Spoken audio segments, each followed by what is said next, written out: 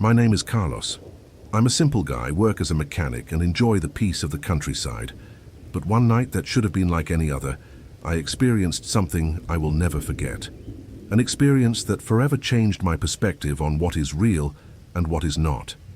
It was a Friday night, and I had finished a job later than usual. The shop was closed and I was heading home after a long day at work. For those who don't know, the road that connects São José do Rio Pardo to the neighboring town is a real deserted road, surrounded by old trees and stretches where the fog seems to stretch as far as the eye can see. It's narrow and winding, perfect for those who enjoy driving at night, but for someone alone, it can be terrifying. The rain started to fall as soon as I got into the car. A cold wind was blowing hard, making the trees sway from side to side.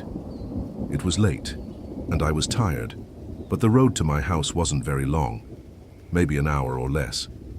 I decided not to stop at any gas station. The headlights cut through the darkness of the road, and the sound of the raindrops hitting the glass rocked me into a light sleep. That's when I saw something ahead, something that made my eyes widen and slow down. A figure in dark clothing standing in the middle of the road. I almost passed by, but I had a strange impulse to stop. I can't explain why. Maybe my intuition told me it was the right thing to do. I rolled down the window.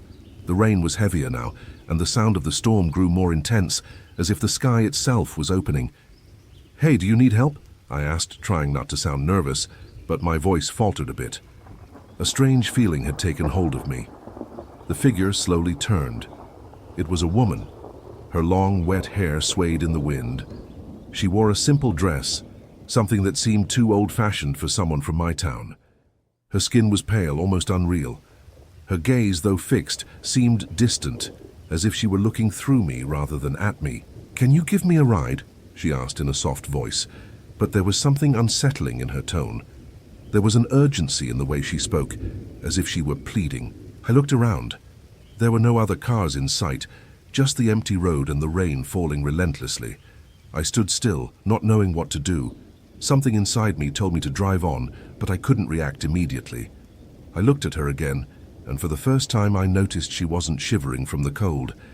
She was perfectly dry, as if the storm around us didn't affect her at all. "Please," she insisted, now closer to my car.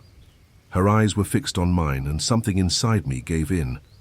I unlocked the door and opened the car for her to get in, not knowing why exactly. She entered slowly, and the car door closed with a muffled sound. A strange metallic smell filled the car, but it quickly disappeared as if it had never existed. She didn't say another word while I started driving again. I was nervous but also curious. Something wasn't right, but at the same time, there seemed to be an urgent need to continue. The silence in the car was interrupted when she, her gaze fixed on the horizon, softly said, "I need to get home. Can you take me there?" Her tone once again sent a chill down my spine. It wasn't just fear, it was something beyond that, something visceral. The road ahead suddenly seemed darker. I couldn't understand, but the scenery appeared to change as I drove. The trees on the sides of the road were taller, closer together, as if the path was narrowing around us. I looked in the rearview mirror. The road was empty behind us. I expected to see another car's headlights, but nothing. "Do you live around here?" I asked, trying to keep the conversation going and distract my mind. But she didn't answer. Instead, she looked to the side and began to hum a strange melody, like a lullaby. Her voice sounded distant, as if it were coming from somewhere very far away. I no longer knew where I was or what was happening. With each kilometer we passed, the road seemed more unrecognizable. I couldn't identify anything around me, only the thick fog and the growing sensation that we were being watched. The strange smell returned, stronger now, and I could almost feel a presence in the car. Suddenly she spoke. "This is where I live." She pointed to a stretch of road where there was nothing, just trees and more trees. I braked abruptly, and she opened the door quickly, leaving without looking back. Without a word, she simply disappeared into the darkness of the night, as if she had never existed. I stayed there for a few minutes, paralyzed, not knowing what to do. I tried to look out the window but saw nothing but shadows. When I looked at the passenger seat, something made me stop. There were no watermarks. The seat was completely dry, as if she had never sat there. In panic, I floored the car and sped home as fast as I could. When I arrived, still shaking, I saw that the clock on the dashboard read an hour later than it should have. It was impossible. Something was wrong, and I knew I wasn't crazy. Something on that road, something in that place wasn't right. That night will forever be etched in my memory. Sometimes, when the rain falls, I still hear that lullaby, as if I'm being called to return to that road. But I know I will never go back.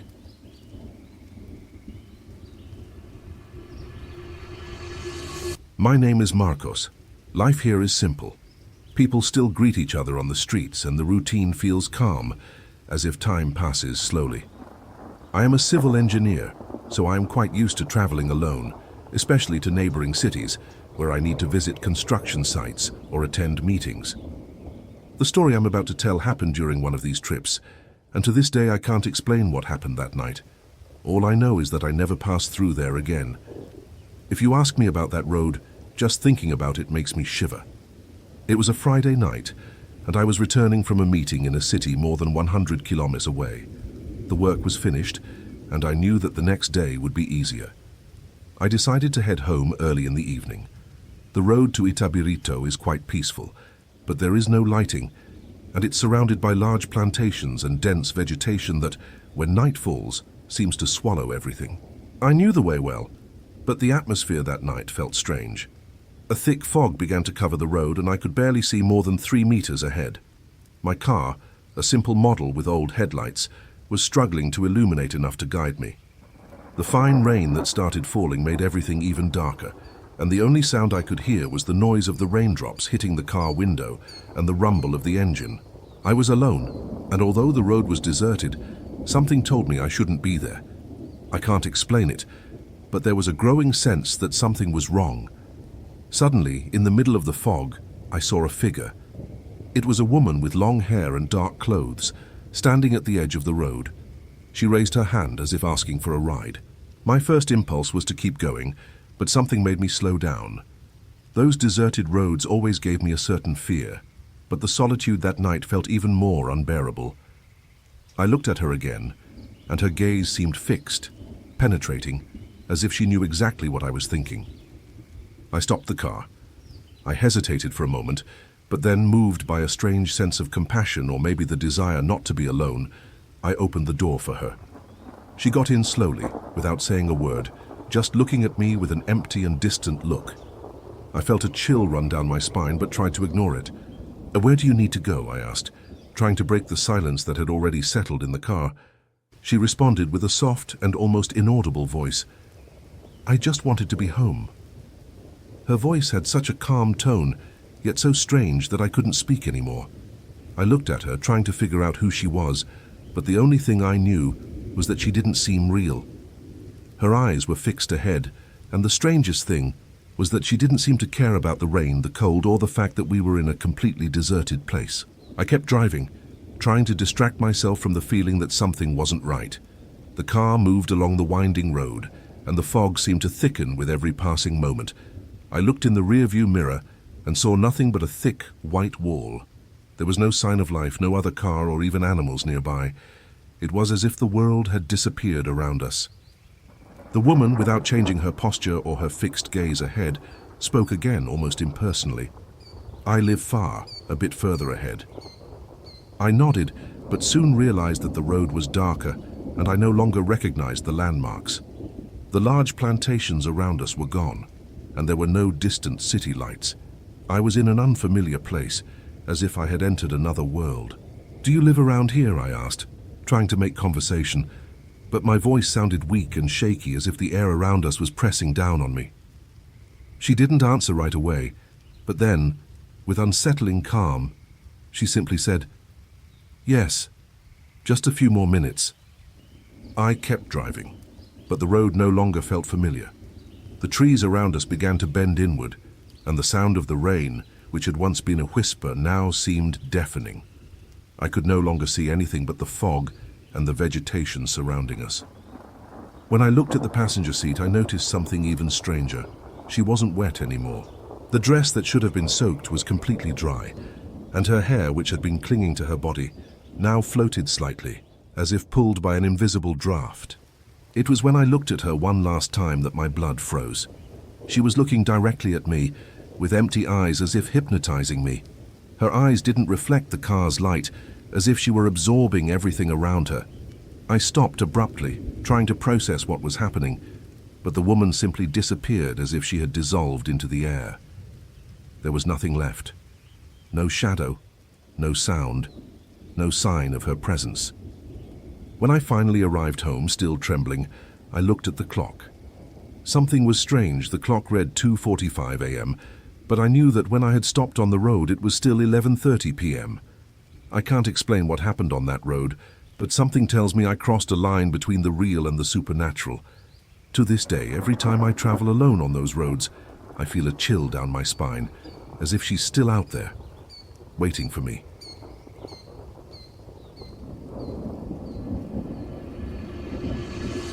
My name is Lucas. I'm a university student. I've always enjoyed traveling at night, especially when the road was emptier. The feeling of freedom was something I truly appreciated. However, everything changed on a Tuesday night, a night I will never forget. It was an ordinary Tuesday, and I had finished a late class at college. The road back is quite simple but full of curves and with little lighting. I was already used to the route, and the only thing that bothered me was the loneliness of the road. I knew I wouldn't encounter anyone until I got home, so, as usual, I turned on the car radio to try to distract myself. The rain started falling right when I left the city. It wasn't too strong, but visibility was already a little compromised.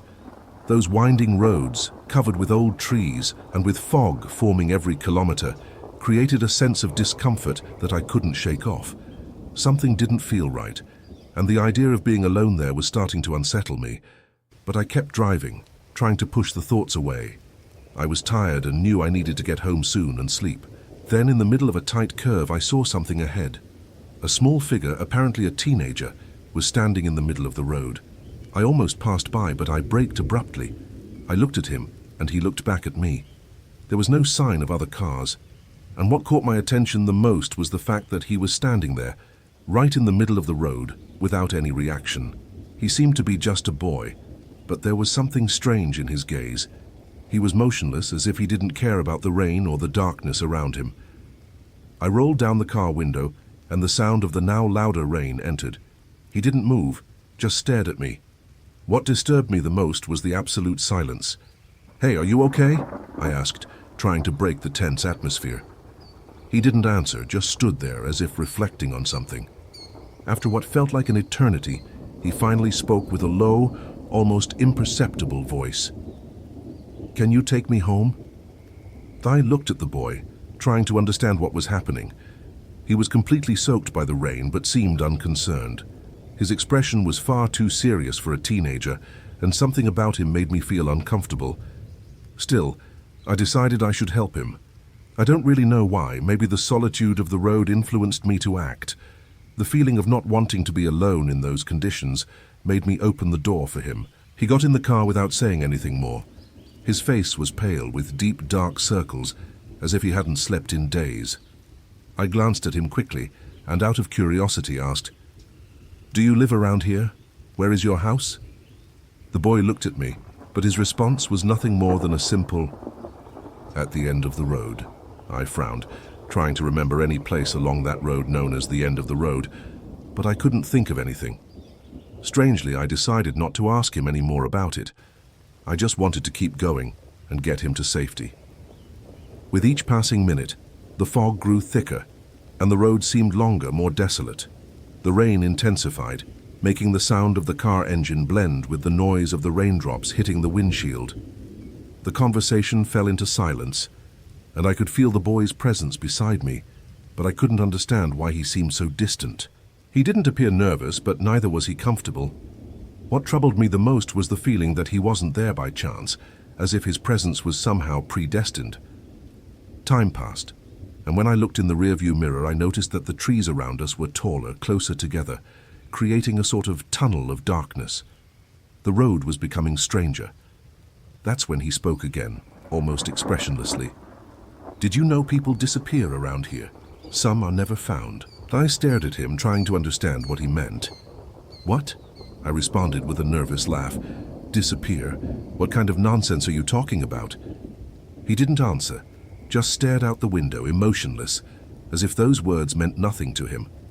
However, those words kept echoing in my mind, and I began to feel an increasing discomfort, as if the road was leading me to a place far beyond what I had imagined.